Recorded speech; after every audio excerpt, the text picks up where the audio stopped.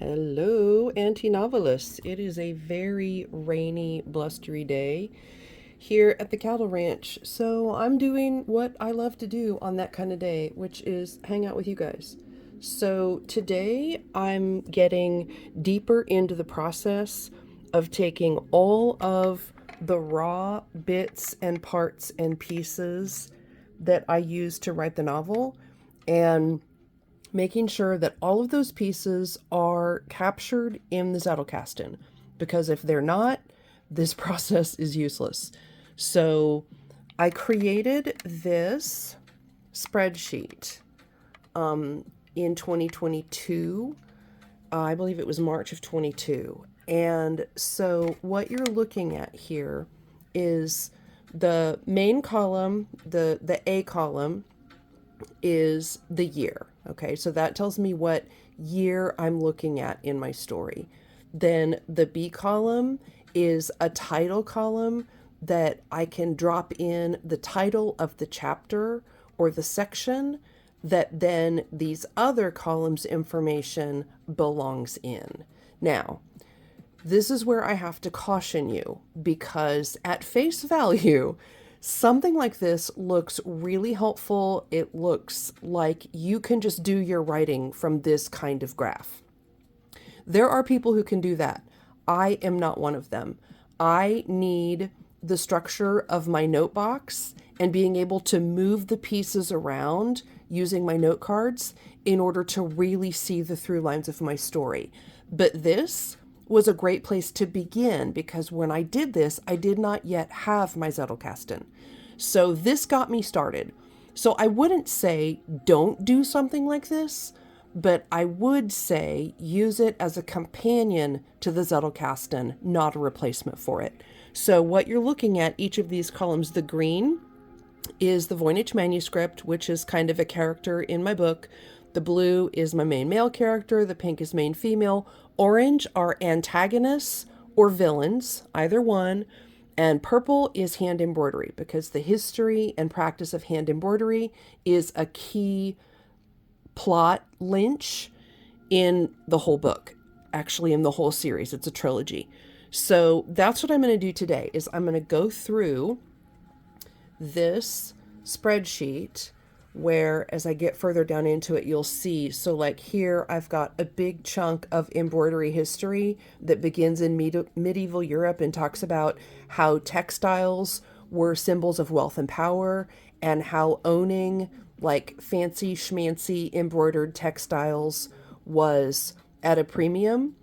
And those are the kinds of details that my reader doesn't necessarily care about, but they're things that I need to know in order to inform that part of the story. So then you can see there's just things interspersed throughout here. Things like in 1570 to 1630. So 1571, in my main male character column, which is here, I've got Kepler surmises the intrinsic involvement of the Fibonacci sequence in plant growth.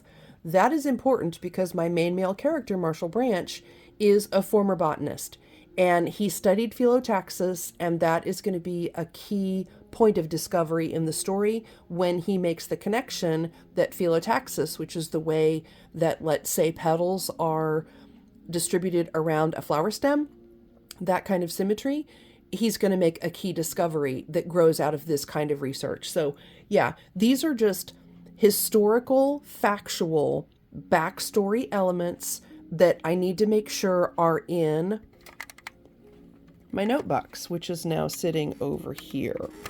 So you'll see what I've done is I've got my ride along, which this is just a little acrylic. It's got a receptacle for cards, and then it's got a little tray off the front. So these are questions I need to answer. There's a narrative break in chapter 2 that I need to insert. There's Susan. Who is she in chapter 7? Is she going to be something more important in the story? Don't yet know. And then there's a third one in here, I thought. Oh yeah, in chapter 10, I'm asking myself a question about Pierce's nickname being revealed. And I'm not going to tell you that because that would be a spoiler. So anyway, these are just things that I want to keep front of mind as I'm working on this developmental edit. But you can see here, I've taken what I lovingly refer to as the double wide box. And this is just, it's a bamboo, it's actually a recipe card box. It has a lid, but I unscrewed and took the lid off because it was just too cumbersome to deal with a lid flopping around. But this is just a double wide 4x6 recipe box. I've got my plot box on this side, and I've got my time box, which I'm building out, which is what my course is about. It's about using the plot box as I describe it in my book, Zettelkasten for Fiction Writers. Chapter 2 is all about creating your plot box for your fiction project. And then the course is about creating the companion workhorse to the plot box, which is the time box. And hopefully, oh, Lord willing, that course will come out. The goal was the end of April, but I'm on a couple of other super tight deadlines. So certainly by May, that I can absolutely promise by May, but I'm really going to push and try to get it out to you in April.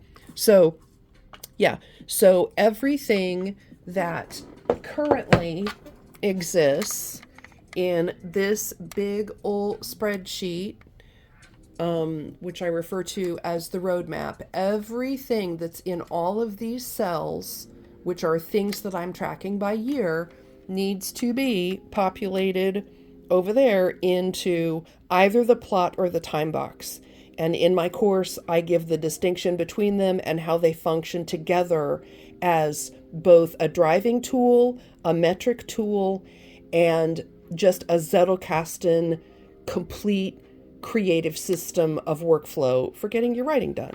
So that's what I'm going to do here for a while. And I think I will just, I restocked my Post-it notes. Those of you who are my organization people will just love looking at this. So I'll just let you look at that for a second. They're packed into a box lid that came with a fountain pen that I ordered, which I absolutely adore, by the way. Check it out. It is a retractable fountain pen with a super fine, extra fine nib. I love this pen so much. It writes so smooth. It was like $40. Fantastic retractable fountain pen. So yeah, I'm going to harness the power of the color coding system. You know the color codes. I explain them up on the big screen. So yeah, I'll just hang out with you for a little while here while I go about the task of sorting all of the stuff off of that spreadsheet into this note box. So just hang out and work with me for a bit.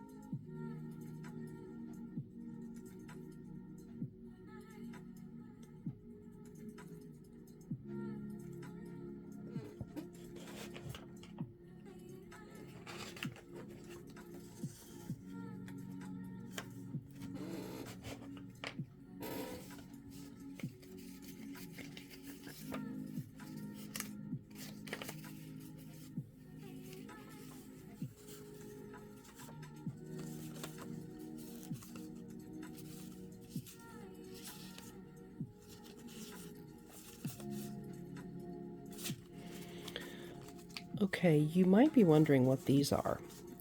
If you've been following me, some of you know that I'm not a huge fan of 3x5 cards. They don't really give me enough real estate to work from. However, if I'm just dashing off plot points, plot beats, quick notes to myself about things that are happening, this is my favorite thing to use. I take 3x5 cards and I cut them in half, which give me these little guys. So these are just 3x5 cards cut in half, right? And same color code, same stuff. Often I keep a set of them on a book ring just so that I have one color for each of my designated color codes for characters. And this is just an easy way that I can quickly leaf through plot points and plot beats to see what's happening. And then I can use those in my plot box to remind myself of where things go.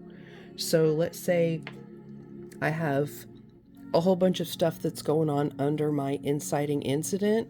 I might have a whole bunch of these little reminder cards in the order they happen in the story there, so that when I get to that section, I can just pull them out. I can deal them out on the desk, move things around. Okay, I don't like this scene here. Maybe it needs to go later after this scene.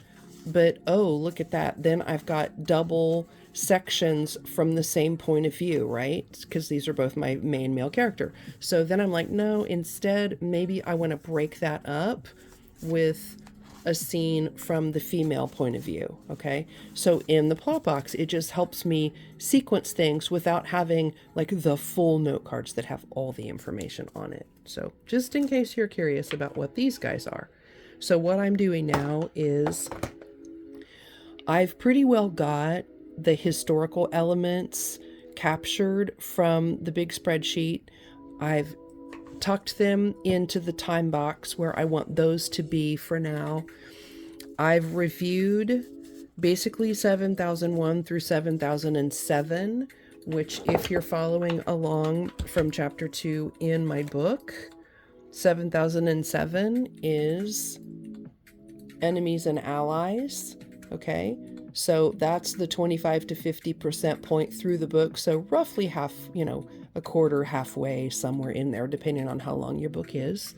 So I'm just looking over the things that are happening around in that section plot-wise and making sure that those scenes and their sequels are happening the way that I want them to. So because I'm in the developmental edit, this is the time to do that. This is the time to make sure that each scene is building and flowing into the chapter the way that I want it to.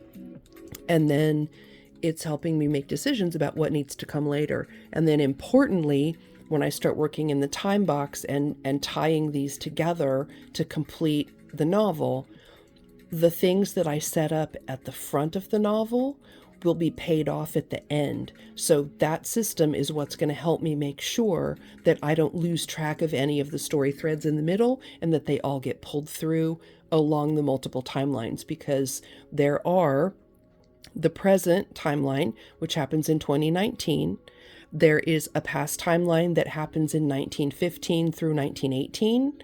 There is a way past timeline that happens in 1075 that sets up the matriarchal generational aspects of my main female character.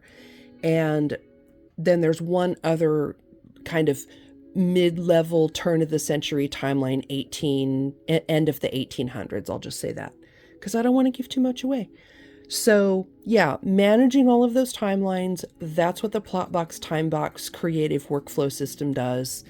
And that's what I'm working through now. So as you saw from the cards I was just working with, I'd say I'm about at the 40% mark in the story, which is fantastic. That's way further than I thought I was going to be, given the amount of information I need to review and go through. So that's all good. So next, I'm going to put fun time with note cards away. I'm going to go to the next chunk, which is the actual draft of the novel. which is in this guy. It's in a 4-inch 3-ring binder. These sections are numbered according to chapter or section, and they're in order. So that's the next thing I need to do, is I need to make sure that the order that's happening in the creative workflow system, which is the Plotbox Timebox system, is the order that's actually happening in these drafts. I did get a question, and this is the last thing that I'll share, about how do I incorporate new drafts? So when I finish a draft, it gets 3-hole punched and put into the binder if it's the first draft of a chapter. So then when I come back later and I rewrite or I change it or edit it, the new version does not get hole punched. It just gets leafed in on top. So when I go to say this number 17, I see that I have the original draft hole punched safe in the binder, and I have the new draft leafed in on top. So I've always got my unpunched drafts top of the pile and the punched drafts going backward in time as they get revised. So I can pull the most current work at any given moment. That works for me. I know there's a million ways to do it, but as it stands, that works for me. And then I can, if I know there's something I want to edit or change that I've got note cards on, I can set my note cards right there. So when I go to that section, I've got the most current draft on top with the note cards that are relevant to do the rewrite. So that's what that process looks like, because I did get that question earlier. So that's what I'm going to do next, is I've got about a 2-hour work block. So I'm going to start at chapter 1, going all the way back to the beginning of this big beastie. And I am just going to start reading through these guys and leafing in anything that I need to do rewrites or edits. I'm going to make sure that these are in the proper order that they need to be in. And once the hard copies are how I want them to be, then I will go in and update the digital copy and make sure that everything matches up. So that is where I'm at. As always, thank you for joining me on this crazy, crazy journey. It's going to be a fun couple of hours because I'm in my happy place and doing what I love to do, which is writing. So have a great rest of your day. For those of you who celebrate Easter, happy Easter. For everyone else, happy weekend. I hope you're getting some writing done, and I will see you in the next video.